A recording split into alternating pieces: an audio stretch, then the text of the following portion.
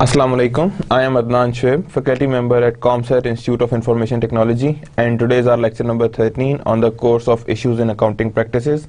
Today's our topic is depreciation, impairment and depletion. What the depreciation is, how it could be impaired, and what the depletion actually means. But before getting into this topic, I just want to repeat the lecture number 11 some part, or review some part of lecture 11, on which what I have think that there must be some confusions regarding lecture number 11 at the end portion when we are talking about the LIFO retail method and LIFO stable price and fluctuating price and the subsequent to LIFO method. So I just want to get a bit review of that lecture number 11. That was our lecture number 11. So for that reason, we just go review a bit last portion of the lecture number 11 and then go towards the depreciation, impairment and depletion. So LIFO at fluctuating prices and subsequent adjustment. This what we have discussed in this lecture is about the LIFO and how the LIFO details are being used for measurement of ending inventories. But what I think that there is something that would confuse you regarding the values. So I just want to repeat it further. So as you already have read in the lecture that fluctuating prices dollar value LIFO method is used when there is a fluctuating price. Dollar value LIFO method is the best thing that is going to be used. And that illustration that we have already done in our lecture number 11. Assume that beginning inventory had a retail market of value $10,000 and the ending inventory had the retail market value of 15,000. Assume further that the price level has risen up to 100 to 125. It is inappropriate to suggest the real increase in inventory of 5,000. ये 5,000 की entry नहीं है, and you can say it's not an increase of 5,000 inventory. Instead, the company must deflate the ending inventory. इससे पहले हमने क्या किया था? हमने किया था LIFO को हम लोगों ने फाइंड किया था using stable price and then fluctuating price. Stable price is same, उसमें कोई प्रॉब्लम नहीं है कि क्या हो रहा है, but I think this need a review. यहाँ पे उस टाइम भी अगर आपको कोई कंफ्यूजन थी तो let it be cleared in this time. अभी उसे क्लियर कर लीजिएगा. Ending inventory at deflated. Deflate कैसे करना है? 15,000 डिवाइड बाय जो भी आपका जो उस टाइम प्राइस लेवल है 125 है तो divide by 1.25. That is not being deflated on the base year price. पिछले साल की जो बेस ईयर प्राइस है उस पर डिफ्लेट हो जाएगा. That is 10,000. Beginning inventory at base year कितनी थी? 10,000. तो टोटल इंक्रीज कितना आया? 2,000. Ending inventory at retail LIFO basis, यानी रिटेल प्राइस पे बताएं एंडिंग इन्वेंट्री क्या है. तो फर्स्ट लेयर क्या मतलब? फर्स्ट लेयर जो पिछले इस साल की बिगनिंग इन्वेंट्री होगी वो पिछले साल की क्या होगी? Definitely ending inventory. तो that means first layer is known as 10,000. Second layer मतलब इस साल की एंडिंग इन्वेंट्री. तो इसको आपको दोबारा किसको लेके आना है? LIFO रिटेल पे लेके आना है. तो जब रिटेल पे लेके आएंगे तो 2,000 into 1.25. So we have total inventory of 12,500. Now you have also seen this. Assume that the current 2000 price index is 112 prior year and that inventory is 50,000 has remained. यानी ending inventory कितनी है? 56,000 जो remain unchanged है. जो हमने पहले भी इससे पहले जो stable price की एग्जांपल की थी उसी से लिंक करता हुआ चीजें सामने आ रही हैं. Beginning inventories आप देख लें 45,000, net markup purchases, markup down and all these things are there. And net sales during the period, that is 484. The total ending inventory we have is the 56,000. Now 56,000 is also being on the current market value. First we have to put it back into the base year. Base year में कैसे लाएंगे? 56,000 divided by 112, या यूं समझ लें कि आप इसे 1.12 से डिवाइड करें. It's not 112, यानी 112 into 100, यानी यूं समझ लें कि you can say that it's 1.12 is the increase. How much is the increase? 1.12. So that means 56,000 divided by 1.12. So that leads to the 50,000. कितना आ जाता है इसमें? 50,000 आ जाता है. So that means we have what did that? हमने इसे deflate किया है base year price के लिए. तो यहाँ पे 50,000 आ गया।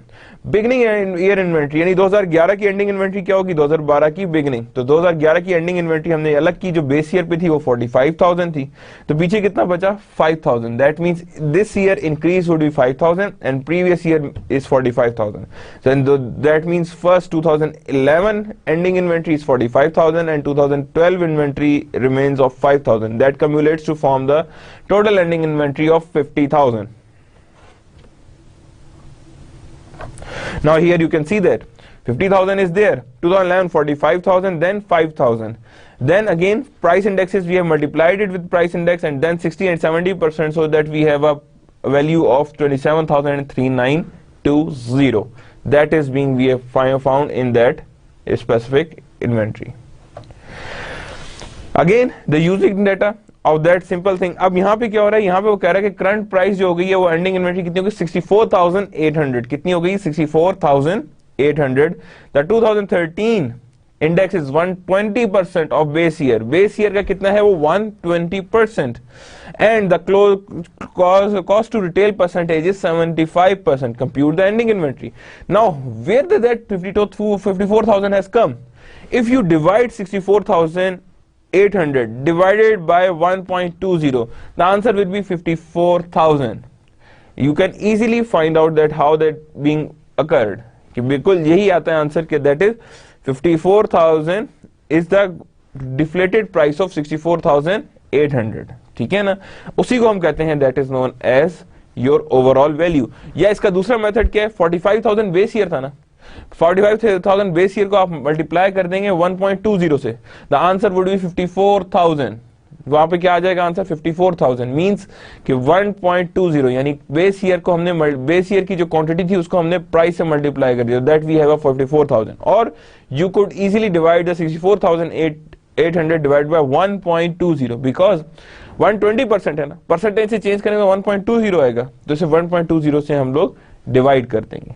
सो that means we have 45,000 in first year, 5,000 as we have previously said that 5,000 जो था प्रीवियस ईयर का था, जो रिमेनिंग बच जाएगा वो था 4,000। तो 4,000 is now leads to the 54,000। Price index is 100% है, फर्स्ट वाले को बेस ईयर था हमारा, देन 112 था, देन 120 था। अगेन यहाँ पे हमने मल्टीप्लाई किया, the answer would be there. So that 54,000 how that come, it's based on the layer that 2011 की हमने बिगनिंग, 2012 की बिगनिंग 2011 की एंडिंग बन गई, 2012 की एंडिंग जो है वो 2013 की बिगनिंग बन गई। So that is the way on which we deal with subsequent adjustment under dollar value life और retail. So that is the portion that what I want to review it, or I want to repeat it so that you have a better understanding. If anyone has missed that, you can easily cover it up in this lecture so that you can have a pure correct understanding of dollar value retail prices and dollar value retail method and simple fluctuating prices retail method. So now moving to our today's topic, that is of depreciation, impairment and depletion. Already you have done the depreciation on your bachelor size, कि आपने bachelors में अपने इस depreciation को already study किया था, impairment को आपने उसमें स्टडी इतना डिटेल में नहीं किया था, that what we are doing today. Depreciation is also being studied in today, but क्या आज के लेक्चर में नया है वो दैट इज थिंग कि हमने बहुत सारे मेथड पढ़े हैं, straight line, life life is not there, straight line, double declining, declining balance, Makers, sum of year digits, all these are what methods. हमने इन सारों मेथड को पढ़ा था। अब हम इसके डीप में जाएंगे कि इन मेथड्स के पीछे बैकग्राउंड क्या है और इन मेथड्स को हम कैसे सेग्रीगेट करते हैं या इन मेथड्स को किस तरह डिफरेंशिएट करते हैं बाय फ्रॉम अदर मेथड्स। क्या इनके बीच में क्या लाइन है जो इन्हें आपस में सेपरेट करती है, किन किन कैटेगरीज में ये लाई कर रहे होते हैं, किस किस तरह से लाई कर रहे होते हैं। So starting with our topic today, explain the concept of depreciation. First our learning objective is that identify the factor involved in the depreciation process. जो factor involved in depreciation process को वो हम लोग include करेंगे। Compare activity, straight line, decreasing charge method. Now there is certain other methods which we are going to study today. There are certain group methods also that we are going to study today. Explain special depreciation methods, that what I am talking about. Some accounting issues related to asset impairment. There are certain accounting issues that relates to the asset impairment. Accounting procedure for depletion and explain how to report property, plant, equipment and natural resources. यानी किस तरह उसे हम लोगों ने analyse करना है और रिपोर्ट करना है these all resources and its depreciation or depletion. So that is the whole web of our topic today. Depreciation, factors involved, method of depreciation, special methods and special issues. We are also studying the special issues. Recognizing impairment, measurement impairment, restoration loss, assets to be disposed, that is impairment. Then there are certain things about depletion, establishing base, write-off method, estimating reserves, liquidating dividends, continuing controversies. कौन कौन सी controversies involved हैं अभी तक depreciation में, ये भी हमने आज study करना है. Then presentation and analysis, that is also being seen कि हमने इसे present कैसे करना है और depreciation या को हम लोगों ने कैसे analyze किया जाता है. So first one, depreciation, method of cost allocation. इसका actually कहा जाता है that it's a method on which the cost will be allocated. देखिए कोई asset जब purchase किया जाता है उसको क्यों purchase किया जाता है, ताकि वो फायदा दे. अब अगर आप उसे यूज करते जाएंगे तो उसका फायदा, जाहिर बात है आप इस्तेमाल करते जा रहे हैं, तो जब इस्तेमाल करते जाएंगे तो उसकी वैल्यू रिड्यूस होगी. वैल्यू रिड्यूस होने का मतलब ये कि उसकी ओवरऑल वैल्यू कम होती जाएगी. फॉर एग्जांपल मैं कोई छोटी सी एग्जांपल लेता हूं. Suppose in a class there is a projector on which the lens has a overall life of 2000 hours. What does that mean then, कि वो 2000 घंटे बाद उसका लेंस खराब हो जाएगा, खत्म हो जाएगा. That means it has a life of 2000 hours. अब जैसे जैसे मैं उसे यूज करता जाऊंगा उसकी आवर्स कम होते जाएंगे और उससे जो भी मैं बेनिफिट हासिल कर रहा हूं वो हासिल होता जाएगा. लेकिन वो बेनिफिट में सिर्फ और सिर्फ आपकी ऑपरेटिंग कॉस्ट नहीं इन्वॉल्व होंगी, साथ साथ आपके ऑपरेटिंग एक्सपेंसेस भी होंगे. बिकॉज जितने आपने उसमें आवर्स यूज किए हैं उस हिसाब से उस प्रोजेक्टर की वैल्यू रिड्यूस कर गई है. और जब उसकी वैल्यू रिड्यूस कर गई है तो इसका मतलब है कि वो वैल्यू भी आपकी कॉस्ट का पार्ट होना चाहिए when evaluating the sale price, कि वो कॉस्ट भी आपकी उसकी पार्ट होना चाहिए. Depreciation is the accounting process of allocating the cost of allocating the cost of tangible assets to expense. यानी cost of tangible expense को क्या, tangible asset को क्या कर देंगे हम, expense बना देंगे in a systematic rational manner to those periods expect to benefit from the user asset. यानी उस पीरियड में जब आप उस एसेट से बेनिफिट उठा रहे हैं उसमें आप उसकी जो टेंजिबल एसेट की जो एक्सपेंस है उसको सिस्टमैटिक मैनर में इंक्लूड कर लेते हैं. Allocating cost of long term asset, fixed asset depreciation expense होता है, इनटेंजिबल की अमोर्टाइजेशन होती है, नेचुरल रिसोर्स की डेप्रिसिएशन होती है. तीन तरह की जो होती है, फिक्स्ड एसेट की हमेशा डेप्रिसिएशन कहा जाता है, इनटेंजिबल की हमेशा अमोर्टाइजेशंस होती हैं और नेचुरल रिसोर्स की डेप्लीशन होती है. In other words these are all the types of cost allocation, methods हैं कॉस्ट एलोकेशन के, but for the different types of assets. Factors involve in depreciation process. कौन कौन से फैक्टर्स इन्वॉल्व होते हैं डेप्रिसिएशन प्रोसेस में? तीन बेसिक क्वेश्चंस राइज होते हैं. What depreciable base is to be used, क्या डेप्रिसिएशन की बेस होनी चाहिए, किस बेस पे काटनी चाहिए. हमारे हम लोग क्या ये मेजर कर सकते हैं कि कितना मशीनरी इस दफा खराब हुई है, कितनी हुई है? दैट्स अ क्वालिटेटिव मेजर, कि मैंने अगर हर दफा 100 यूनिट्स में बना रहा हूं, मे बी उसकी आफ्टर 200 उसकी कॉस्ट बढ़ गई हो मशीन की, but that is not be measurable. It's a qualitative. So we need a certain base on which the depreciation will be deducted.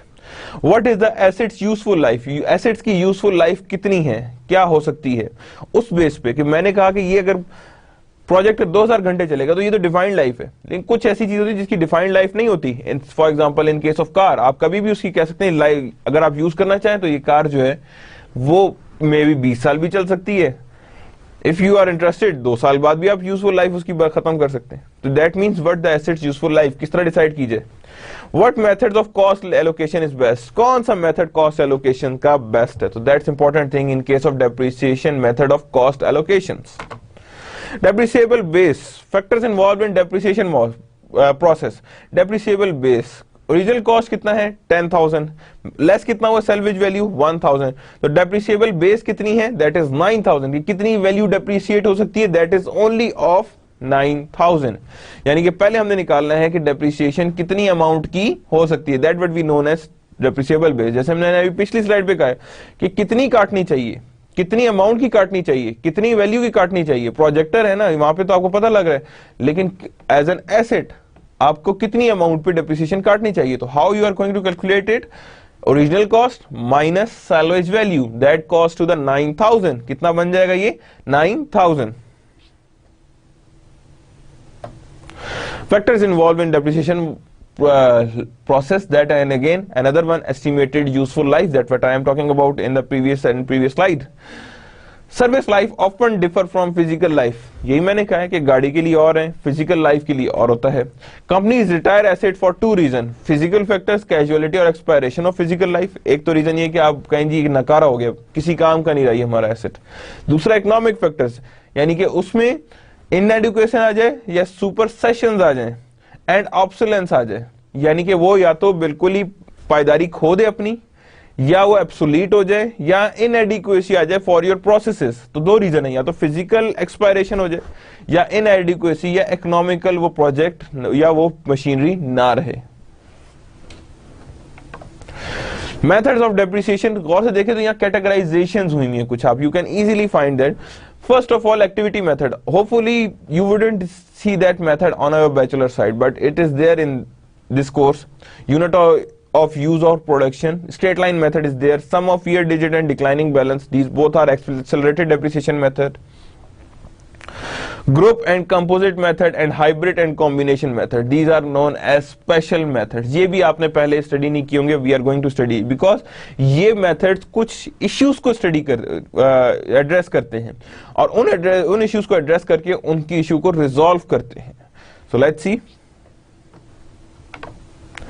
First of all, activity method. Stanley coal mine facts. Cost of a crane कितना है? 500,000. Estimated useful life 5 years है. Estimated salvage value 50,000 है. Productive life in hours कितनी है जी? 30,000 hours. अब जैसे मैंने project की बात की थी तो यहाँ लाइफ आवर्स में भी हो सकती है, मंथ्स में भी हो सकती है, डेज में भी हो सकती है, ईयर्स में भी हो सकती है. Illustration. If Stanley uses the crane for 4,000 hours, कितनी hours यूज करे? 4,000 hours. The first year the depreciation would be, कैसे निकाल रहे हैं? Cost less salvage. क्या करें? Cost less salvage 500,000 minus 50,000 into hours this year. कितने hours इस ईयर काम किया? तो कितना काम किया स्टेनले ने? 4,000 hours का. Divided by total estimated hours. कितने भी hours उसने काम कर सकती है मशीनरी, that is 30 hours.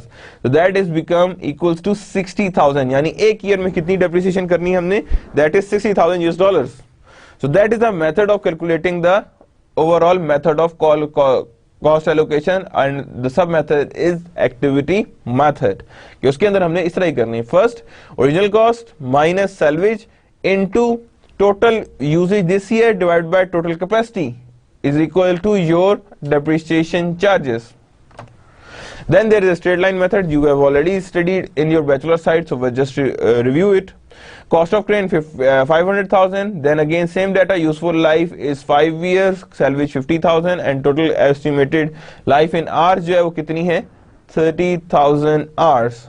तो कंप्यूट किस तरह करेंगे हम डेप्रिसिएशन को? First cost minus depreciation that is 450,000 divided by 5. Estimated कितने? 5 ईयर, 5 ईयर्स है ना लाइफ उसकी, तो यूजफुल लाइफ कितनी होगी? 5 ईयर्स होगी. तो यहाँ पे हमने कहा कि पर ईयर आपने कितनी डेप्रिसिएशन काटनी है? 9,000. नो मैटर कि कितने आवर्स उसने एक साल में यूज किए, हम यहाँ पे आवर्स को इंडिपेंडेंट इररेलेवेंसी डिक्लेयर कर देंगे. हम सिर्फ और सिर्फ यहाँ पे यूजफुल लाइफ इन ईयर्स ले रहे हैं, बिकॉज वहां पे देखें एक्टिविटी मेथड में हम आर को कंसिडर कर रहे थे, यहाँ पे हम आवर्स को कंसिडर नहीं कर रहे, बिकॉज ये स्ट्रेट लाइन मेथड है, इट्स अ लीनियर मेथड, इसमें ईयर्स पे बेस करती है life. So what ever may be आपने सारे के सारे आवर्स एक ही साल में क्यों नहीं यूज कर लिए, but per year up to 5 years $90,000 आपको डेप्रिसिएशन डिडक्ट करनी है. Then there is a method known as decreasing charge methods. कुछ decreasing charge methods हैं. अभी ये activity method है, straight line methods है. Now there is method category that is known as decreasing charge methods. उसमें सबसे पहला method जो आता है वो है sum of year digits method. Same data 500,000 की मशीन है, salvage 50,000 है, 5 years life है उसकी and 30,000 hours वो काम कर सकता है.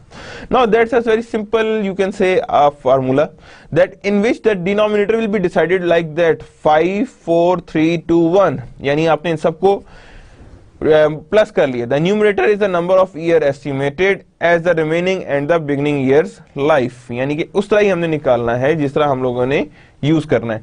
Alternative sum of year collection method वो कुछ इस तरह का है.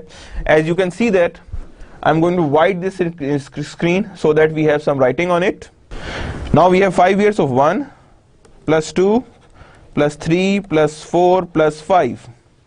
So that comes to the, you can say that 5 plus 4 9, 9 plus 3 12, 12 15. So for first year the depreciation would be 1 over 15 into cost minus salvage, and that is your first year depreciation. For the second year, that is 2 by 15 into the same thing.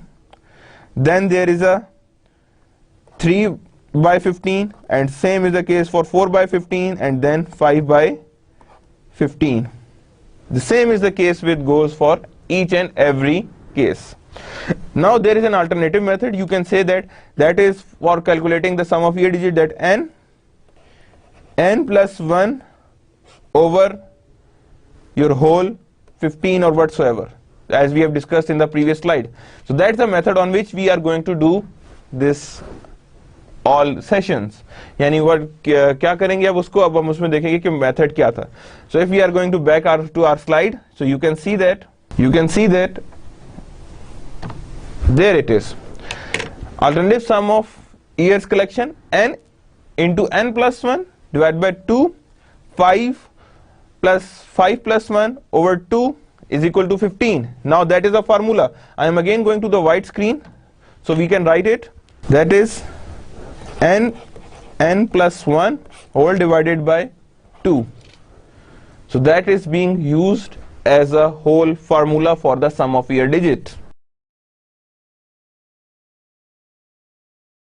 Now the sum of year digits, you can see that over here there is a depreciation basis, that is 450,000. किस तरह था? 5,000 minus 450,000, जो भी मैंने बताया था. Then remaining life in year 5 4 3 2 1, यानी कितने years life रहती है उसकी? 5 years रहती है first में. 4 3 2 1, that means we are adding them. Then 5 over 15, 4 over 15, 3 over 15, 2 over 15. Now what we are going to do is we are going to for each and every year, यानी हर year की हम इस तरह निकालते जा रहे हैं. That is your overall portion of that life, यानी कि 5 years रहती है depreciation fraction this one. Then there is a 350,000, 230,000, then 140,000. जैसे हमने पहले बात की थी, that for the first year there is a 5 over 15, then second year that is 4 over 15, then there is a 3 over 15, then there is a 2 over 15, then there is 1 over 15. याद रखिएगा depreciation जो होती है that is based on your overall what we can say कि कितने साल उसने रहना है. अब जब depreciation काटनी है तो जब हमने बात की decreasing charges, तो इसका मतलब हमने decreasing charges में अब you can say that the remaining life in years के हिसाब से निकालनी है, तो depreciation function क्या होना चाहिए? 5 over 5 by 15, 4 over 15, 3 by 15, 2 over 15, and 1 over 15, that is 15 over 15. So that means what we are going to do is we are just going for the life that is remaining for that years, कि कितने सालों की life रहती है. जाहिर बात है जब आपने स्टार्ट में यूज करेंगे तो आप उसकी ओवर कैपेसिटी रन कराएंगे, और जब आप ओवर कैपेसिटी रन कराएंगे तो that everything goes in this way, कि वो इस वे में ही यूज होगी.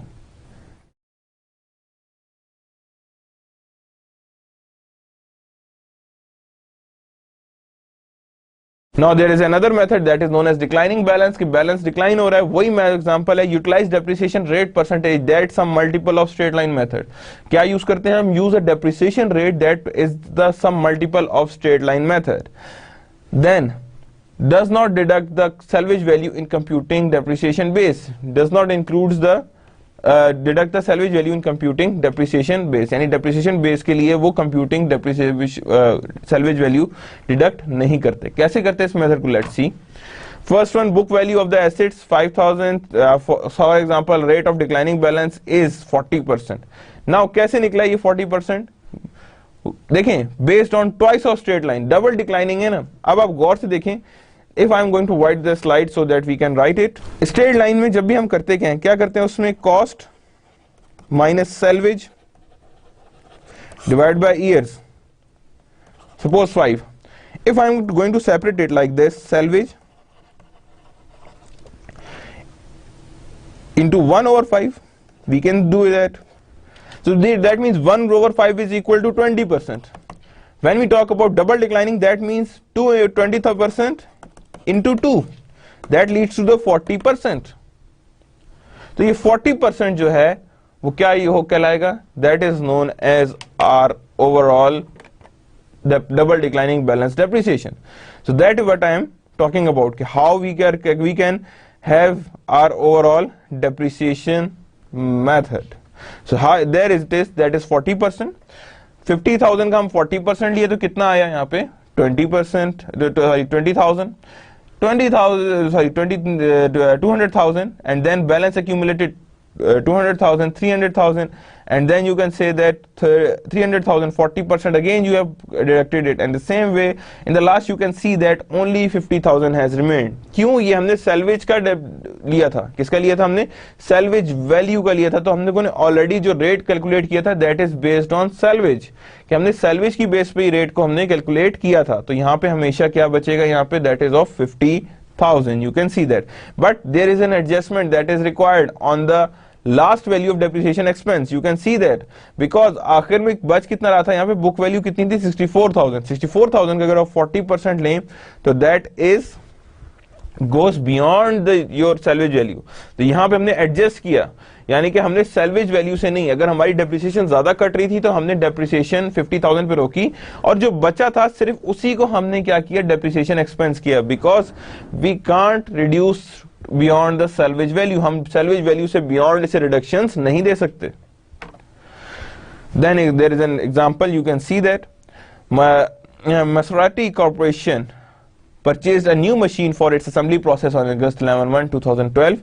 A cost of this machine were $150,000. The company estimated that machine would have a salvage value of $24,000 at the end of service life, and its life is estimated to be 5 years and working hour estimated to be 21,000 hours. Year and compute the depreciation expense using these methods, as we have studied all these 4 methods. The first one, there is straight line, simple case है, 25,200 estimated expense आ रहा है, उसका क्या किया हुआ है, इसमें समझेंगे माइनस की हुई है salvage value in depreciable base. Partial year कितना बनता है यहाँ पे, क्यों, उसने कब ये परचेज किया है, you can see that that is being purchased on August 1, तो इसका मतलब है अगस्त 1 को है, तो अगस्त, सितंबर, अक्टूबर, नवंबर, दिसंबर 5 मंथ्स रहते हैं. So that means we just calculate for the 5 months. 5 months की depreciation इसमें आएगी. Current year expense इतना accumulated भी यही है. And then we have entry would be the depreciation expense to accumulated depreciation, that is of 10,500. Again next year the annual expense is same है. वहां पे कोई partiality नहीं है क्योंकि पूरे year की deduction होगी, तो then there would be a 35,700 accumulated depreciation.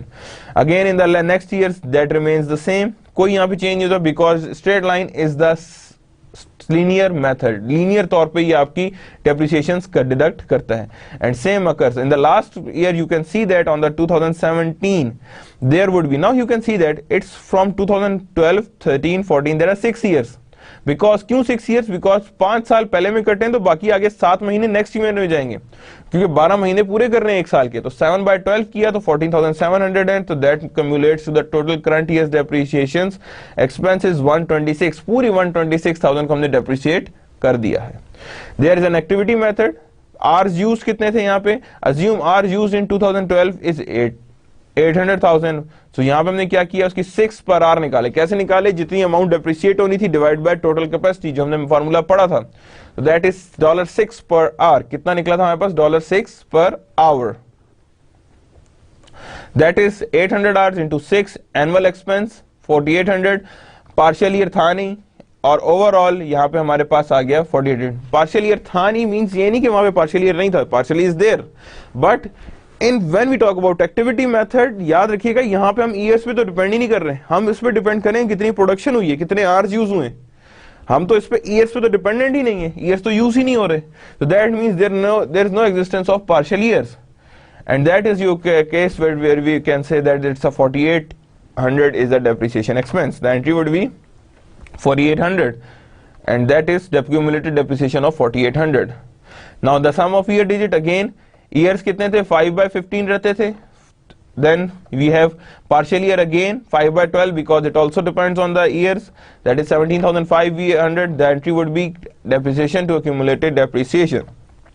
Then we have overall 4.58 over 15. Now what they are doing, they are using the formula. Which formula? They are actually using the formula of overall this one.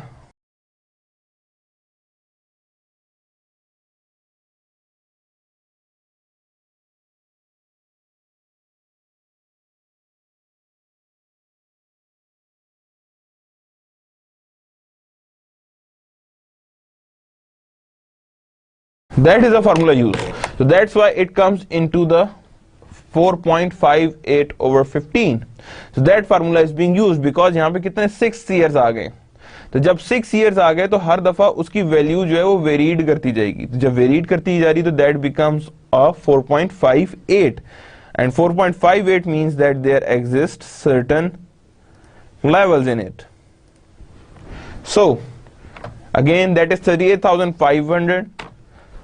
Then 38,500 complete cutter, then 3.58, that is 30,100, then again 86,000. You can see that the 5.58 is there. 5.58 is there because हमने जब यहाँ पे years को calculate कर रहे हैं ना, तो ईयर्स को हम लोगों ने 5 पॉइंट्स में ही लेके जा रहे हैं कि किस तरह ईयर्स में आ रहे हैं. Because in the first year you can see that it's अ 5/12. तो 5/12 का मतलब है ये तकरीबन 50% से थोड़ा सा ज्यादा ईयर्स रहते हैं, यानी कि छठा महीना भी है, सातवां भी, यानी कि यूं समझ लो 7 महीने. तो इसका मतलब है रिमेनिंग लाइफ कितनी होनी चाहिए, तकरीबन 0.58. तो वो 0.58 एडिशनल इस वजह से आ रहा है. तो that is our whole method. You can see that 0.58 जो एडिशनल था वो लास्ट में सिर्फ एंटर हुआ है and that is our total depreciation. So that is how we are managing the sum of year digits method. Now there is a double declining as already done. 40%, 20% अगर उधर पे हो रही है 5 years के हिसाब से तो 40% यहाँ होगी. That again 5/12 and then entry would be same. Depreciation expense to accumulated depreciations. Then 75,000 into 40%. There it is 30,000. And then we have 45,000 again. And then you can see in the last we are just adjusting it. Now remember that we are just adjusting that it's 10,800. If there is a difference because we wouldn't go beyond this stage. So the current year expense is only of 3,000. So that leads to the overall 126,000. कि कितना गया है सिर्फ current year expense, that is of 3,000 only because बाकी कहाँ चला गया है? बाकी चला गया है as a depreciation. किधर चला गया वो? Depreciations चला गया because we have to adjust the depreciation. हम लोग सिर्फ depreciation कितनी amount की कर सकते हैं? 1,56,000 की.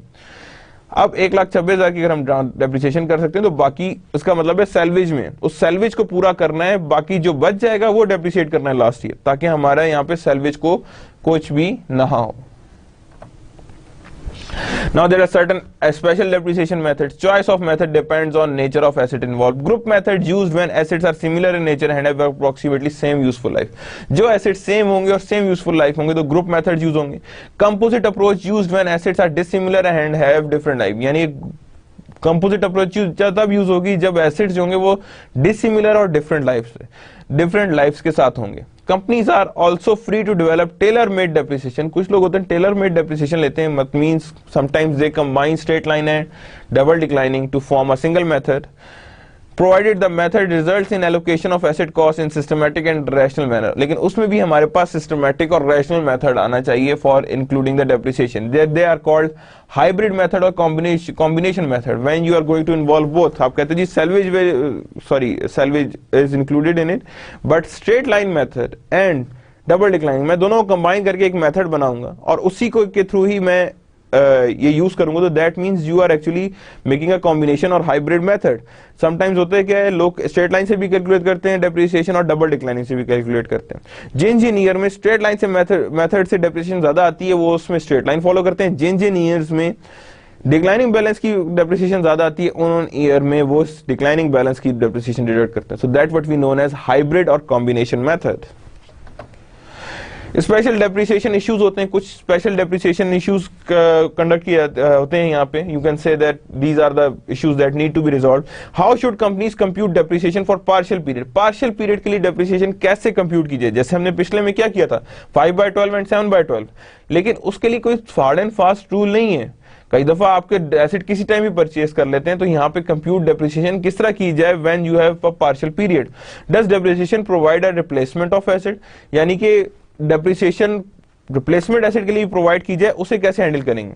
How should company handle revision of depreciation rates, जब रिवीजन और डेप्रिसिएशन रेट की तो उसको कैसे हैंडल करना है, क्योंकि पहले तो हम डेप्रिसिएशन डिडक्ट कर चुके हैं and entering it into accumulated depreciation, उसका अगर रेट चेंज हो जाए तो तब क्या करना है हमने, किस तरह करना है।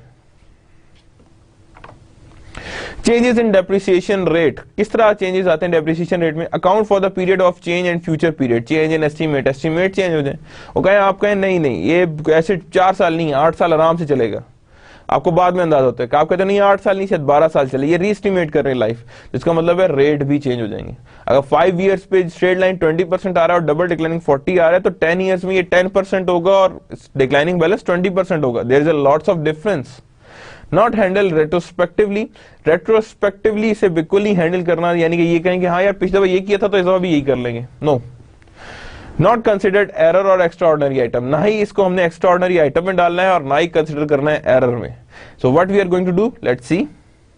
चेंज इन एस्टीमेट एग्जांपल, ये अब एग्जांपल दे रहे कि एस्टीमेट के चेंज को कैसे डील करना है।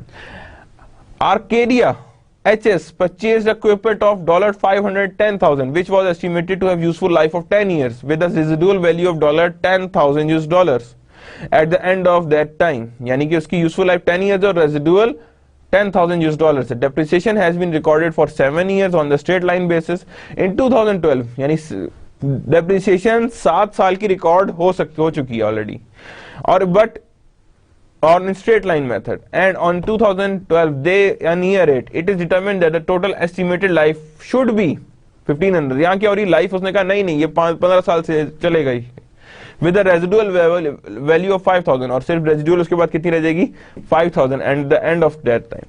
What is the journal entry to correct the prior depreciation and calculate the depreciation expense? Now that is the two issues that is being addressed to the previous special issues. First, no entry will be recorded, कोई entry करने की जरूरत नहीं है, उस time आप just stop कर जाएं, बिकॉज जो डेप्रिसिएशन हो गई, जो सालों में हो चुका वो हो गया। ये जब आई है रीएस्टिमेशन, उसके बाद से ये रीएस्टिमेशन अप्लाई होगी। पिछली चीजों को हमने चेंज नहीं करना, ये जो हमारे पास करंट है इसी को हम लोगों ने रिवाइज करना है। देन चेंज इन एस्टीमेट कैसे आ रहा है, इक्विपमेंट कॉस्ट 510,000 थी, जिसमें से 10,000 निकाला तो पीछे बची 500,000, जिसे ऑलरेडी कितना था, यूजफुल लाइफ ओरिजिनली 10 ईयर्स थी, कितनी थी उसकी 10 ईयर्स थी, तो एनुअल डेप्रिसिएशन कट रही थी दैट इज 50,000, और 50,000 कितने साल तक कटती रही है 7,000, तो 15 into 7 350,000, ये तो आ गया हमारे पास ओरिजिनल। अब 510,000 थी ना हमारे पास टोटल वैल्यू, जिसमें से डेप्रिसिएट कितनी हो गई अमाउंट, हमारे पास टोटल अमाउंट कितनी थी 500,000 थी, जिसमें से कितनी अमाउंट डिडक्ट हो गई है as a depreciation that is 350,000, कितनी 350,000। अब जब 350,000 डिडक्ट होगी तो इसका मतलब है 510,000, उसमें से सैल्वेज वैल्यू माइनस करेंगे, न्यू सैल्वेज वैल्यू कितनी थी 5,000 sorry, and then we have already deducted depreciation that is 350,000. These all things are being reduced to overall 160,000. However, they didn't deducted the salvage value, but they have to deduct it because यहाँ पे जरूरत पड़ेगी because for finding the depreciable new depreciable base. So the answer would be 160,000 with including salvage value of new or with including new salvage value. So that means you can see that the salvage value is also being deducted, that is now 155,000. now total life कितनी थी 15 साल ना, अब 15 साल में 7 साल गुजर के पीछे कितने बचे 8 साल, 7 साल की डेप्रिसिएशन हो चुकी है। Now there is only remaining of 8 years, so 155,000 divide by 8 years that is 19,375, ये हमारे पास न्यू डेप्रिसिएशन बेस आ रही है, that is 19,375, that is your depreciation base. Now there we are coming towards the impairments. Impairments क्या होती हैं, किस तरह वर्क करती हैं, कैसे चलती हैं। When the carrying amount of an asset is not receivable, यानी carrying amount of asset is not receivable, a company record the right of referred to as impairment. जब भी carrying amount जो भी है, यानी कि जिस अमाउंट पे आपने कैरी किया हुआ है वो आपको नहीं मिल रहे, तो उसे हम कहेंगे that means it is being written off and that is known as impairment. For example event leading to impairment, significant decrease in fair value of asset, asset reduce होता इतनी कम हो गई है कि उसकी एसेट रिकवरेबल नहीं है, यानी कैरिंग अमाउंट रिकवरेबल ही नहीं है उसकी। फॉर एग्जाम्पल आज के लिए एग्जाम्पल लेते हैं, हर एक के पास डिजिटल कैमरा है, पुराने एनालॉग कैमरास खत्म हो गए। अब एनालॉग कैमरास किसी ने चाहे उस जमाने में मे बी 50,000 का या 60,000 का परचेज किया, do that has the same value today? No, they don't have a same value today. क्यों? उसकी एक तरह से वो जो एसिड की रिकवरी है वो पॉसिबल ही नहीं है, इतनी लो हो गई कि आप उसे रिकवर ही नहीं कर सकते। दैट ऑलमोस्ट गॉट एब्सोल्यूट और have no value today. Significant decrease in fair value of an asset, that's what we are talking about. Significant change in the manner in which asset is used. जिस तरह से asset use किया जा रहा है वो manner भी change हो जाए। Adverse changes in legal factor और इन बिजनेस क्लाइमेट, कुछ ऐसे लीगल फैक्टर आ जाए जिसने उस एसेट का यूज बंद कर दे, so that means it is also being impaired. An accumulation of cost in excess of amount originally expected to acquire or construct asset, that is also being there. A projection of forecast that demonstrate continuing loss associated with asset, यानी आप projection करें तो आपको पता लगेगा कि इस asset की वजह से मेरे पास लॉस हो रहा है, so that means that is now being referred to as impairment, कि यहाँ पे हम कहेंगे एसेट जो है वो इम्पेयर हो चुका है। मयरिंग इम्पेयरमेंट, ये हमने डिस्कस तो कर लिया इम्पेयरमेंट होती क्या है, लेकिन मयर कैसे होती है? Review events for possible impairment, possible impairments के आप इवेंट्स को रिव्यू करें। If review indicates impairment, apply the recoverability test, यानी कि आपने पहले देखना है कि कौन कौन से इवेंट्स हैं जो इम्पेयरमेंट कर सकते हैं। अगर रिव्यू इंडिकेट करता है इम्पेयरमेंट तो तब आपने रिकवरेबिलिटी टेस्ट लगाना है कि recoverability test is a new thing. If the sum of expected future net cash flows, sum of expected future net cash flows for long lived asset is less than carrying amount of asset, जो हमें future cash flows मिलने हैं वो less हैं उसकी carrying amount से, the impairment has been occurred, impairment हो जाएगी। Assuming an impairment, the impairment loss is the amount which the carrying amount of asset exceeds the fair value, यानी assuming impairment तो लॉस कितना होगा, यानी कि the amount of carrying that exceeds your fair value of assets. The fair value is the market value or present value of expected future cash net flow, यानी carrying amount जितनी ज्यादा होगी आपकी एक्सपेक्टेड फ्यूचर कैश फ्लो से तो उसे कहेंगे that is known as impairment loss. Now you can see that first of all we do a recoverability test कि expected future net cash flow less than carrying amount क्या है, no तो no impairment, अगर है तो उसके बाद क्या होगा, measurement of impairment loss. Asset held for you, फिर डिसीजन क्या होगा कि एसेट हेल्ड फॉर यूज और एसेट हेल्ड फॉर डिस्पोजल, दो ऑप्शन होंगे, या तो उसे अभी यूज ही करते रहें या उसे डिस्पोज ऑफ करें। So first one impairment loss, excess of carrying over fair value, यानी एक्सेस में है carrying cost then fair value और मार्केट वैल्यू और future cash flows. Depreciate on new cost basis, depreciate करें उसे न्यू कॉस्ट पे ताकि जल्दी से डेप्रिशिएट होकर खत्म हो जाए asset. Restoration of impairment loss not permission, यानी कि रेस्टोरेशन लॉस, इम्पेयरमेंट को लॉस को हम रेस्टोर नहीं कर सकते। और यहां पे देखें asset held on for disposal, impairment loss excess of carrying amount over fair value less cost of disposal, यानी कि excess of carrying loss over fair value less cost of disposal, यानी कि सिर्फ फेयर वैल्यू जिसमें से cost of disposal आप निकाल देंगे। नो डेप्रिसिएशन टेकन, यानी डेप्रिसिएशन आपको दोबारा नहीं करने की जरूरत है उसमें। Restoration of impairment loss permitted, यहां पे परमिट कर दिया जाता है कि रेस्टोरेशन ऑफ इम्पेयरमेंट लॉस आप परमिट कर दें। Impairment law, you can see the example for it presented below is information related to equipment owned by Pujol's company of December 31st, 2012. Assume that Pujol will continue to use this asset in future. As in December 31st, 2012, the equipment has been remaining useful life of 4 years. Cost कितनी थी? 9 million. Accumulated depreciation कितनी हुई है? 1 million. Expected future cash flows कितने? 7 million. आप देखें ना यहाँ पे कितना आ रहा है कॉस्ट, अगर उसकी बुक वैल्यू निकालें 8 million है, expected future cash flow 7 million है, और फेयर वैल्यू कितनी आ रही है उसकी 4.4 million। So, कह रहा है prepare journal entry if any two record impairment of asset, asset की इम्पेयरमेंट के लिए जो जर्नल एंट्री पास करते हैं वो पास करें। Prepare journal entry to record depreciation expense, the fair value of equipment at December 31st, 2013 is 5.1 million। Prepare journal entry necessity to record increase in fair value, और ये भी बताएंगे क्या फेयर वैल्यू जब इंक्रीज कर दिया तो क्या इसकी हम लोग एंट्री पास करेंगे। First one cost 9 million, accumulated deduct कर दी तो कैरिंग अमाउंट कितनी आ रही है 8 मिलियन।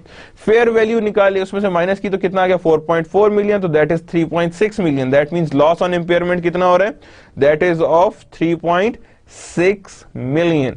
इतने का हमारे पास क्या हो रहा है, लॉस हो रहा है। Loss on impairment and accumulated depreciation, जितना लॉस है सारा का सारा उठा के कहां डाल देंगे हम, एक्यूमुलेटेड डेप्रिसिएशन में। किस में डाल देंगे हम, एक्यूमुलेटेड डेप्रिसिएशन में। As you have seen in the previous slide where all the things are given, we are not talking about expected future net cash flows, we are talking about the fair value. So fair value यहां पे निकाली तो हम लोगों ने कहा कि नहीं, यहां पे अब वहां पे तो देखें क्लियर है ना कि वहां पे इम्पेयरमेंट टेस्ट जो है वो क्लियर हो रहा है कि भाई फ्यूचर कैश फ्लोज कम है और कैरिंग वैल्यू ज्यादा है। तो यहां पे हमने लॉस ऑन इम्पेयरमेंट निकाला and it would be credit to accumulated depreciation. Net carrying amount कितनी थी हमारे पास 4.4 मिलियन, तो यूजफुल लाइफ कितनी है 4 इयर्स एडिशनल है, तो डेप्रिसिएशन पर ईयर कितनी आएगी 1.1 मिलियन। तो यहां पे एंट्री वही आएगी, depreciation expense to accumulated depreciation। और सी पार्ट में क्या होगा, restoration of any impairment loss is not permitted, यानी restoration of any impair, कुछ भी अगर अब देखें लॉस हो गया ना सारा, अब बेशक इसकी क्या फेयर वैल्यू 4.4 से 5.1 क्या 6.1 हो जाए, आपने से लॉस रिपोर्ट कर दिया, दोबारा रेस्टोरेशन नहीं हो सकती। That what I am talking about कि restoration of loss is not permitted, कि रेस्टोरेशन ऑफ लॉस जो है इसमें परमिटेड नहीं होती when asset is held to maturity, yani held to maturity, as we have seen in our slide in which we have seen the table overall, that if the asset is held for use, the restoration is not permitted, restoration हमने permit नहीं करनी है। So that means the entry would be like this।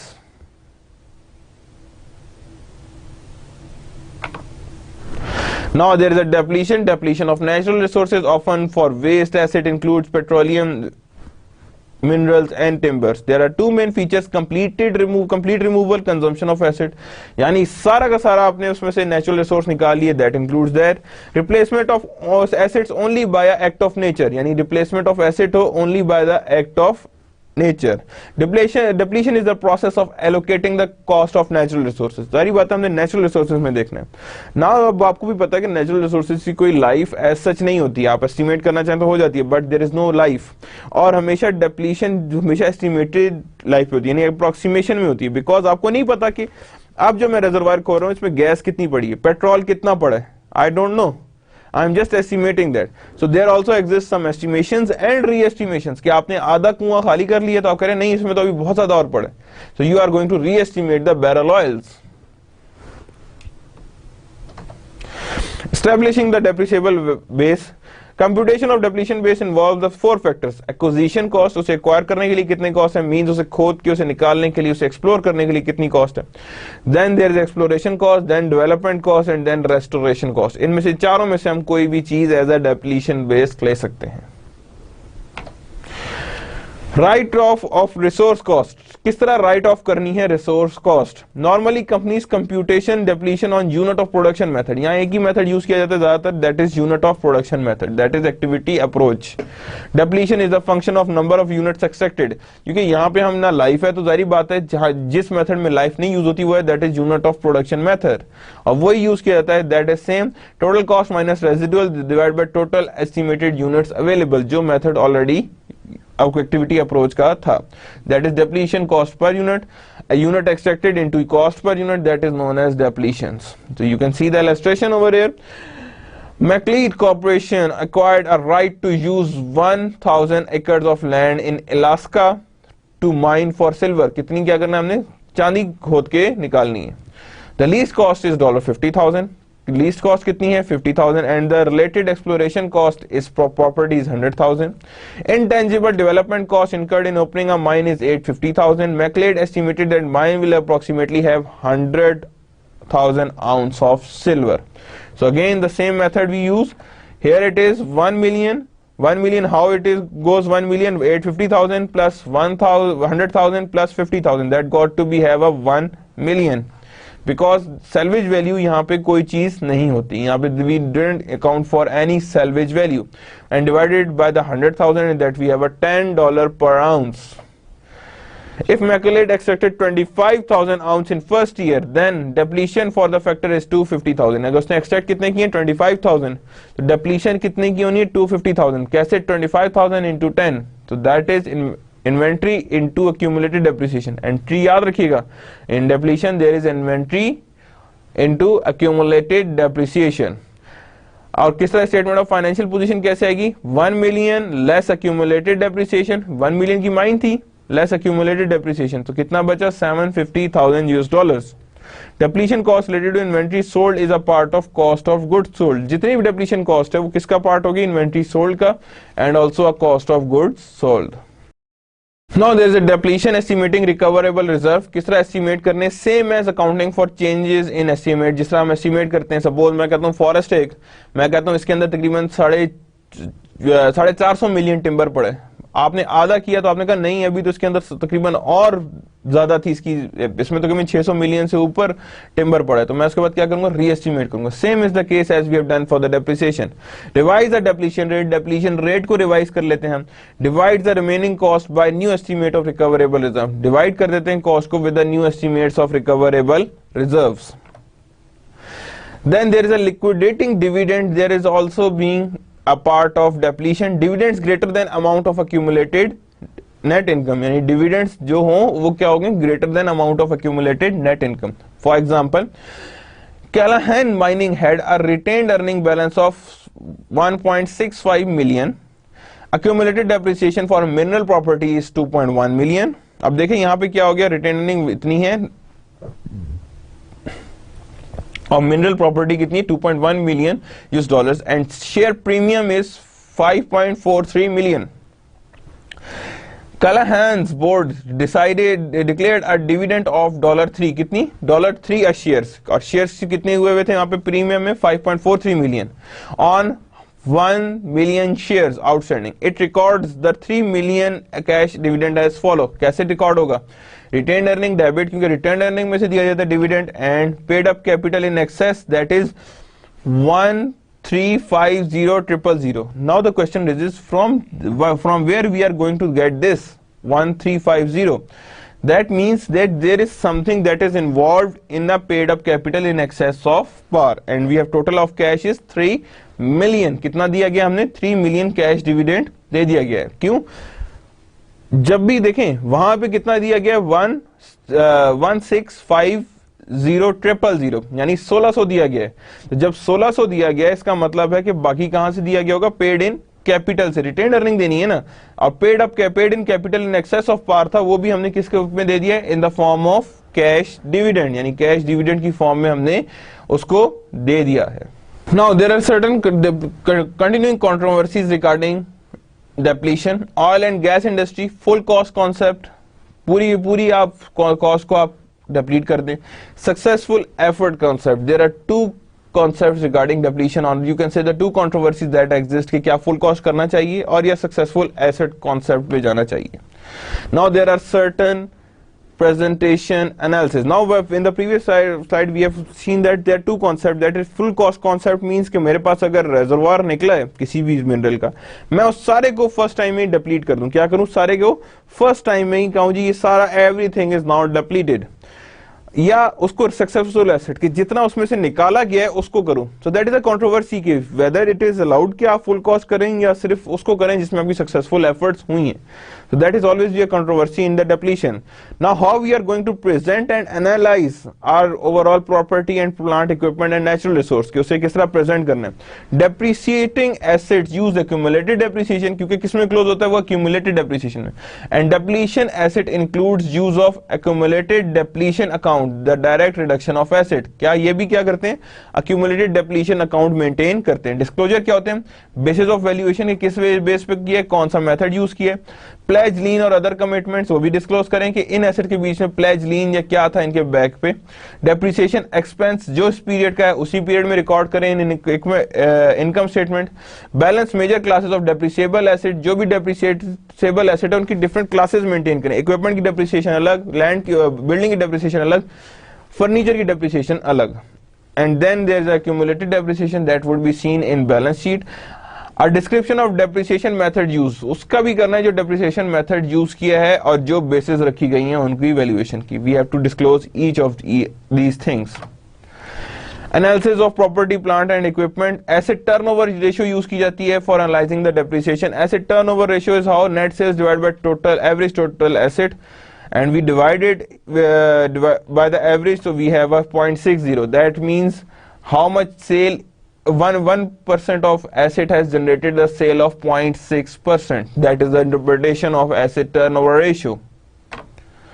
Then profit margins on sales. profit margin भी decide करते हैं इसमें. net income divided by net sales. again that the answer is 10.8%, means the 10.8% of sale is the profit margin. that is known as the whole profit margin. Then rate of return on asset. return on asset भी किया जाता है कैसे? net income divided by total assets, and we are going to do that, and we have 6.5%. that means 1% of asset have generated 6.5% of income.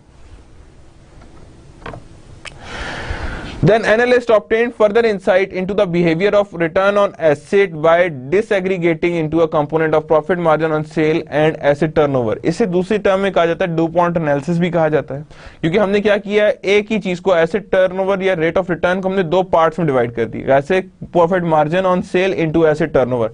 अब गौर से आप इसमें deductions करें, मींस टू से क्रॉस कटिंग करें तो इसकी क्या आ जाएगी? नेट सेल से डिडक्ट हो जाएंगी, तो पीछे फार्मूला क्या बचता है? नेट इनकम और average total asset. Now what we are going to interpret, if profit margin would increase then asset turnover also increased. In other words, asset turnover increase, profit margin automatically increase. So that is the method. You can see that कि यानी asset turnover है, जितनी ज्यादा asset cell produce करेंगे उतना profit margin भी बढ़ेगा, क्योंकि अगर एक चीज के लिए दोनों चीजों का होना जरूरी है.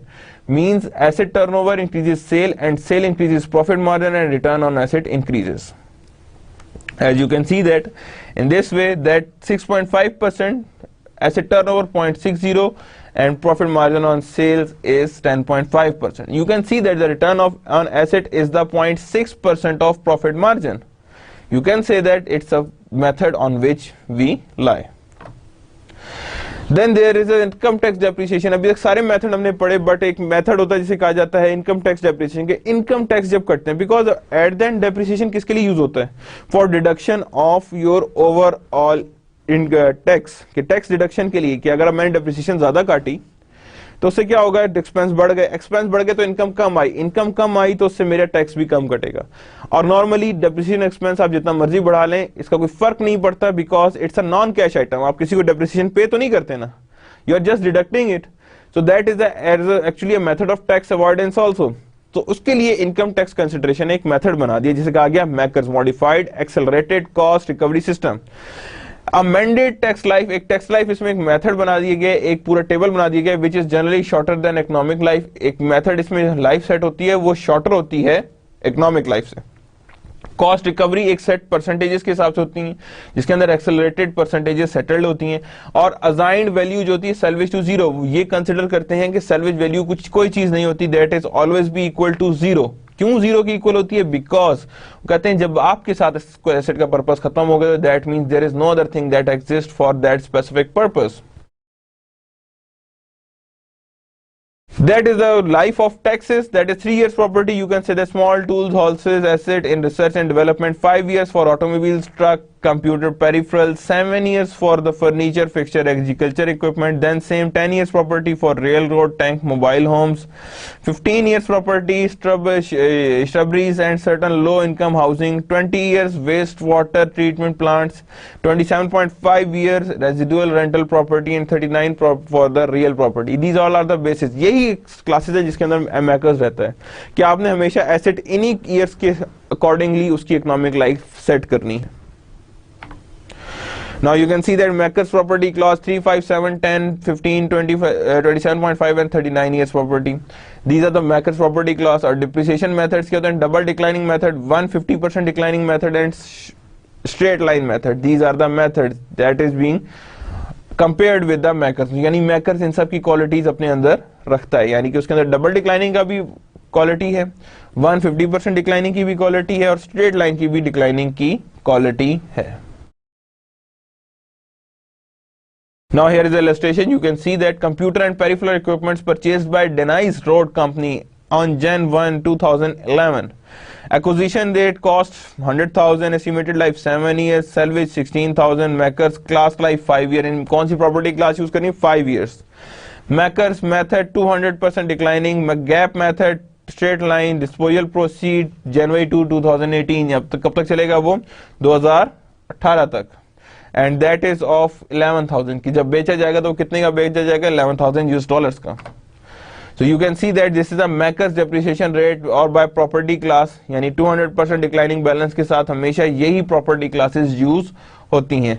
पहले में क्या है? 200%, दूसरे में 200%, तीसरे में 200%, चौथे में 200%, then 15 years 150% and 20 years 150% declining balance. That is the example illustration for the modified accelerated cost recovery system using the rate from Makers depreciation rate schedule for 5 years property class. So we use those Makers percentages that we have seen in the previous slide, and the whole depreciation you can see that the 100,000 is being done. And where is the gap depreciation means 100,000 minus 16,000 यानी cost minus salvage divided by 7 years, that is 12,000 into 7 years, that is 84,000. और जो remaining amount salvage value, क्योंकि ये straight line method है ना, जो नीचे किया हुआ gap depreciation ने, जो इसमें 84,000 है ये deducted of salvage value है. There are certain additional issues regarding Makers optional straight line method. इसमें ऑप्शन ये भी रखी जाती है Makers में कि ये straight line के थ्रू भी आप डिडक्शंस करें, बट ये ऑप्शंस जो है आपको Makers से हटा देती हैं, यानी टैक्स को दोबारा कैलकुलेट करती है. देखें दो तरीके होते हैं. एक होता क्या है, आप खुद अपने बिजनेस की डेप्रिसिएशन किसी मेथड से कैलकुलेट करते हैं और एक टैक्स भेजता है. अब जो टैक्स डेप्रिसिएशन टैक्स डिपार्टमेंट जो डेप्रिसिएशन कैलकुलेट करता है वो Makers से होता है. अगर आपने उसे स्ट्रेट लाइन से मेथड से कैलकुलेट किया है तो आपकी और उसकी डेप्रिसिएशन में डिफरेंस आएगा. अगर ये उसके हिसाब से अगर आपने टैक्स दिया तो अगर आपका टैक्स ज्यादा बन रहा था, आपने कम दिया है, तो वो डेफर्ड टैक्सेशन में चला जाएगा. और अगर आपने ज्यादा टैक्स दे दिया, उनका कम बन रहा था, तो वो प्रायर टैक्सेशन में चला जाएगा. मींस नेक्स्ट ईयर एडजस्टमेंट्स होंगी. Tax versus book depreciation, that is also being an issue कि टैक्स और बुक डेप्रिसिएशन के डिफरेंस को किस तरह डील किया जाए. तो करंटली उसे कैसे डील किया जाता है कि जो भी डिफरेंस इन टैक्स आ रहा होता है उसे या तो डेफर्ड टैक्स में डाल देते हैं या प्रायर टैक्स में डाल देते हैं. Here are some relevant facts और insight in the IFRS कि IFRS को कैसे डील किया जाता है, किस तरह IFRS डील होती है. The definition of property, plant and equipment is essential the same under GAAP, यानी कि definitions दोनों की सेम है. Under GAAP and IFRS, changes in depreciation methods and changes in useful life are treated as in the current and future period. यानी जो भी depreciation की life में चेंज आएगा वो आज का होगा या आज के बाद के सालों के लिए होगा. Prior methods are not affected, जो पिछला हो चुका तो हो चुका, we wouldn't change it. And GAAP recently conformed to IFRS in this area.